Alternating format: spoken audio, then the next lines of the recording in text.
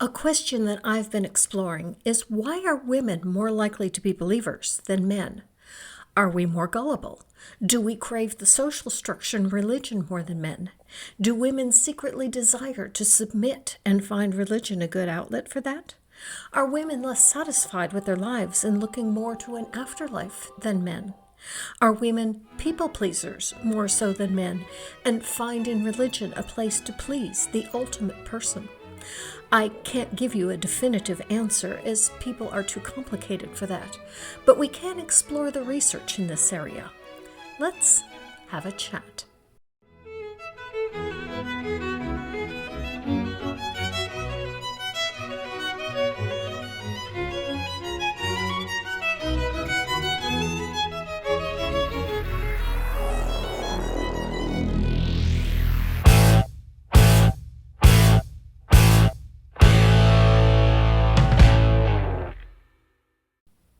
Hello and welcome. Thank you so much for joining me, and especially to my patrons and channel members. I first began to think about this topic when I was on a short-term missionary trip to Russia. This was in about 2005, about a decade after Russia embraced religious freedom, and the United States was sending a lot of missionaries to the poor heathen country that had been secular by law for so many years. The Eastern Orthodox Church was the most prevalent religion in Russia prior to the Bolshevik Revolution. Many people held to their Eastern Orthodox faith despite it being illegal. One sign we saw of this was celebrating Christmas when it was illegal under the communist regime. Father Christmas continued to come nonetheless. He just came on New Year's now instead of on Christmas, and he became Dead Moroz, Father Frost. Our trip aimed to visit orphanages, to sing with the children, to play games, and to bring them presents. I think part of the plan might have been to get our people interested in adopting an orphan. A couple of the people did adopt Russian orphans shortly after we got back. Another purpose was to partner with a local church that our pastor had been in communication with for a couple of years and to assist them in expanding their ministry. To that aim, I heard our pastor speaking with the Russian pastor about church planting, going into the surrounding villages and starting Bible study groups, which could then grow into churches. The local pastor said he already had a few such groups, and our pastor asked if there were any men in these groups, or was it just a bunch of women. While I found the question insulting, I also understood it. In our religion, women could not lead. They could not preach. They couldn't even teach adult Sunday school unless it was just to a group of all women. Women could lead other women, but not men. If a man arrived, you either had to immediately make him the leader, or he had no business being there. Thus, for a church to be anything other than a women-only church, and I am aware of none of those, you needed men to lead them. Lurking in the back of my mind was the question of why I devoted so much of my time and money to an organization that didn't value me because I was the wrong sex. But that question never fully formed, and I was too indoctrinated into my subservient role to question those that put me there. But it's a question I ask today. Why do some women do this? Why do some women accept that they are inferior to men because they were made that way? This article by Ryan Burge, professor of political science, Danforth Center on Religion and Politics, Washington University, St. Louis, in the magazine Deconversion, indicates that this might be changing. In 2023, the American Enterprise Institute's Survey Center on American Life found that 39% of Gen Z women said that they do not have religious affiliation, compared to 34% of men from the same generation. However, a 2022 General Social Survey found the opposite to be true, and Pew Research found the gender gap to be narrowing but did not find men to now be more religious than women. It would seem the overall picture is one of women becoming less religious. I think much of this has to do with autonomy. Autonomy isn't something we talked about when I was young. I was raised in a progressive home. My dad marched downtown Milwaukee in protest of the Vietnam War and in support of civil rights. But within the home, we still had traditional gender roles. There were 4 children in the home, 2 girls and 2 boys. The girls were expected to do the housework, and the boys were expected to do the yard work. The exception was snow removal. We had lake effect snow from Lake Michigan, Everyone except my mother was expected to help with snow removal until I turned 12 and was diagnosed with scoliosis. Then I also was excused from snow removal. My parents also both had 4-year university degrees, something that was very rare in the 1960s. And yet, despite being raised in a home that was so progressive, we still held to gendered roles in the household chores. I cannot explain this. I bring this up to explain why I would accept a religion when I turned 16 that told me that I had a separate gender role. It's because I had always lived with a separate gender role. When I joined the church, I was told that my role was separate but equal. It would be another 12 years before I would learn that separate is inherently unequal. And it would be another 30 years after that before I would realize that separate is inherently unequal applies equally to women as it does to people of color.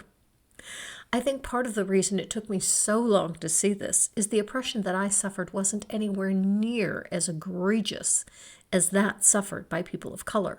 The horrible things we did in this country to Black people drew worldwide attention for our callous indifference to the suffering of our fellow human beings.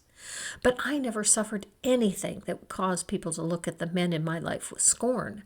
Rather, I was simply denied a voice. I could not have a seat at the table of leadership. I could not teach unless it was to women or children only.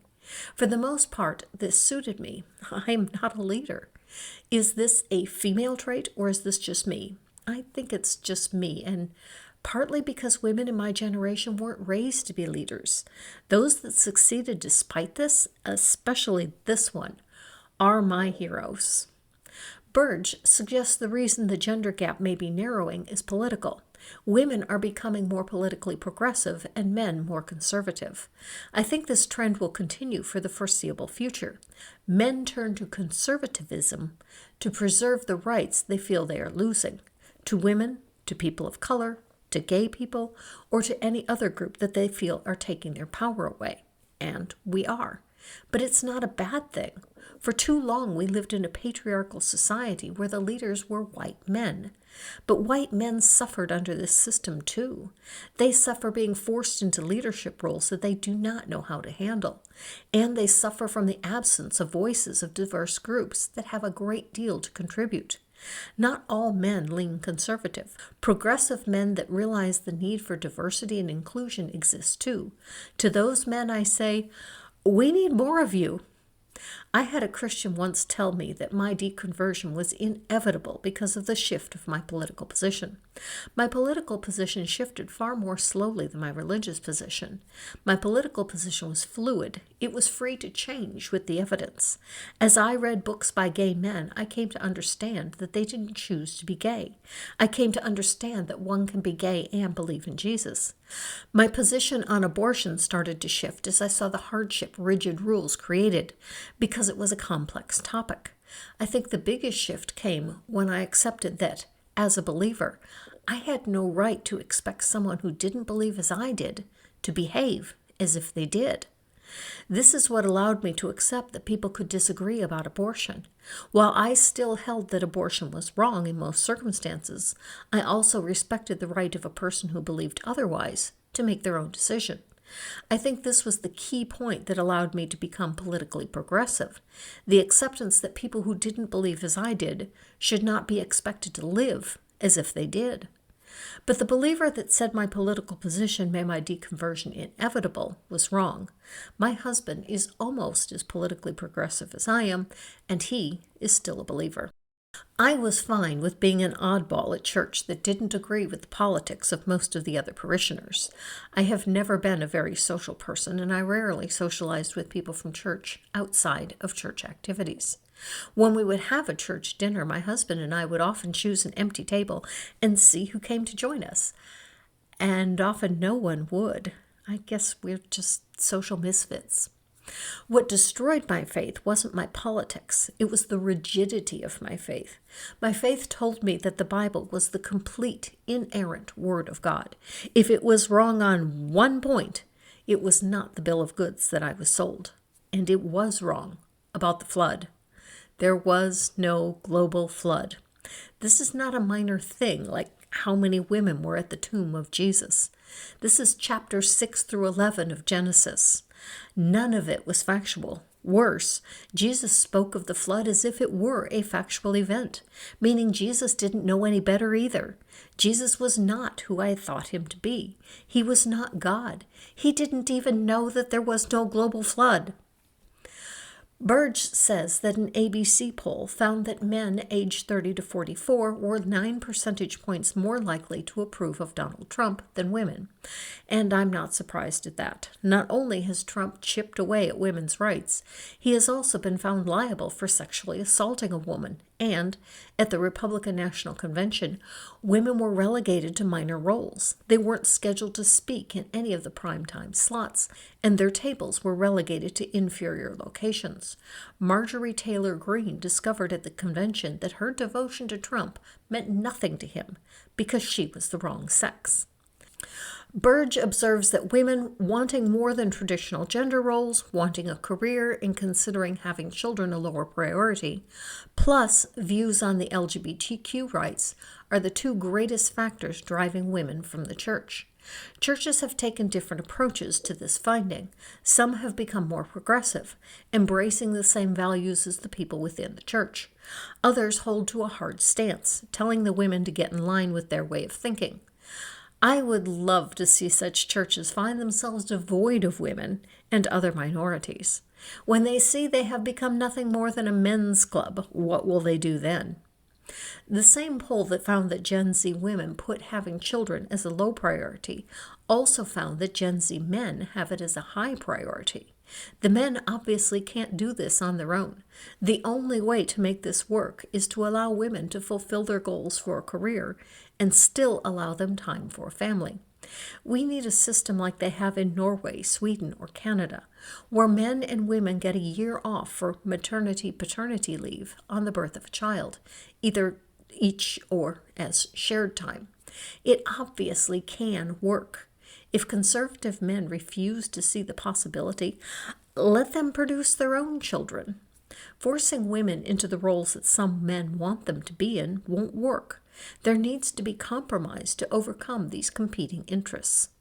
Some see the progressive church as the only way forward for the church. I don't know, but I hope so.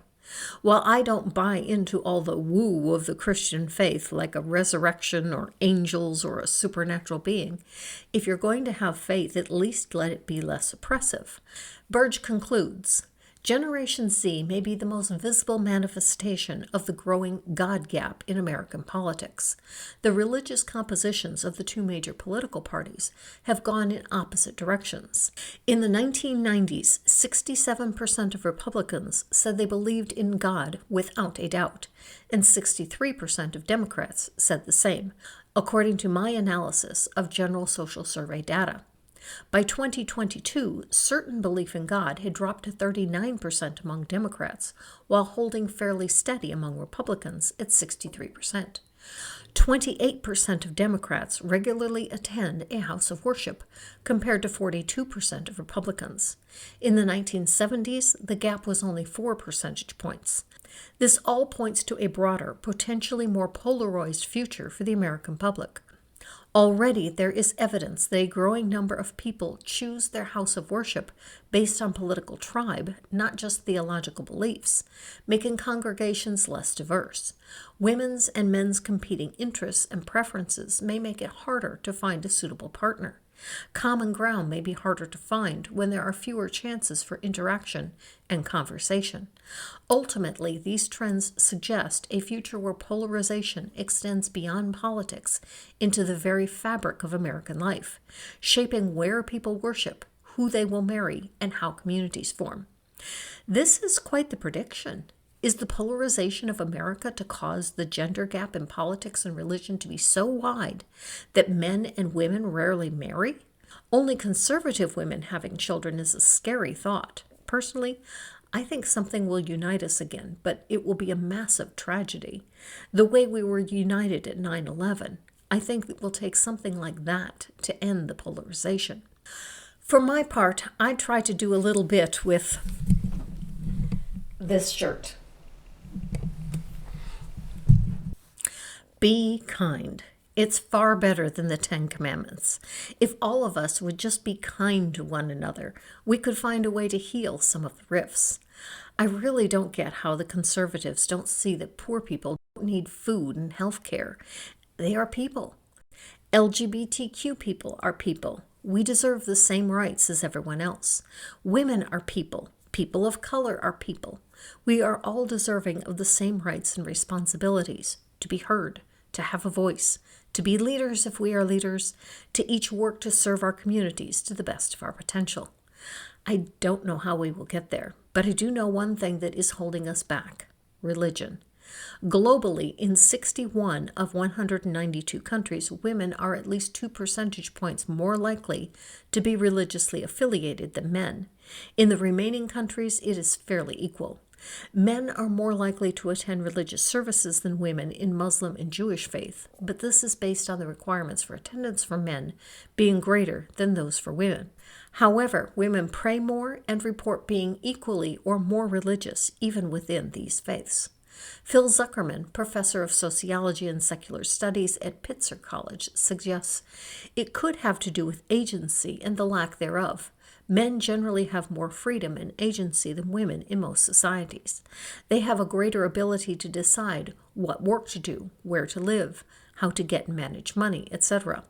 In most societies, women are thus more vulnerable than men, financially, legally, domestically, etc. Indeed, poverty adversely affects women much more than men the world over. This could make the psychological comfort and institutional support of religion more appealing to women than to men. He suggests several other possibilities, such as biology, psychology, genetics, family environment, social status, workforce participation, and a lack of existential security felt by many women.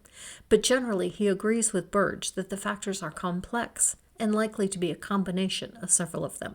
Nawal El-Saadawi argues that religions are not the direct cause of women's exploitation and oppression, though they are often the tool employed to this end. The cause is a patriarchal society. She argues that powerful men reinterpreted religious belief and ideas in order to benefit themselves. Indeed. I found this YouTube video by a channel called Women and Priesthood about how the church drives women to leave the church. The video wasn't what I had anticipated. The host is Mormon. But I think it illustrates well reasons why some women stay despite the church not caring about their needs or desires. Most of the 4 main women in Sex and the City didn't get married, did like 1 or 2 had kids. And what's interesting is Candace Bushnell is the author of that. I promise I have a point. Is the author of that show. And she admitted 20, 30 years, she was always an advocate of, I don't want kids, the kind of child-free life. So in her late 50s, her and her husband got a divorce. And she immediately said, 20 years after this hit show that she wrote, Sex and the City writer Candace Bushnell at 60 admits she regrets choosing a career over having children, as she is now truly alone. The host claims that the writer for Sex and the City ended up alone at 61. What does that even mean, to be alone? Having no community? That is one thing the church does well, providing a source of community belonging. But there are community opportunities available other than in churches. If you are in need of community, I recommend the YouTube channel Purple Rhymes with Orange. Her channel is people just getting together to talk and, if I can use a religious word, fellowship. Does the YouTube host mean that this woman has no family? That happens even when people do have family. Kids grow up and move away. They have their own lives, and while they keep in touch, it isn't the same as them living with you. A spouse? One doesn't need religion to have a spouse. In fact, you have more options outside the church, at least more fundamental churches. This channel was an LDS channel, where a woman's options are limited to a man. Secular women also have the option of other women as well as non-binary people. But the thing I wanted to focus on was the veiled threat. If you leave the church and you are a feminist, if you get divorced, you could end up alone. You could. But you can also end up alone even if you stay married and have kids. I do think these get to some women. and the fear of being alone is real. But does it make sense to hold to a religion, particularly a religion that doesn't value you as a person, just to get community? If you need a church, choose a more progressive church, or better yet, a Unitarian church. They are more about community anyway. So that's my ramblings on why women stick with a faith that tells them that they are inferior beings. If you are a woman in such a position, ask yourself why. Would a loving God do this to you? If not, find a more loving God. Or better yet, ditch the God altogether and seek a loving community. Live your life.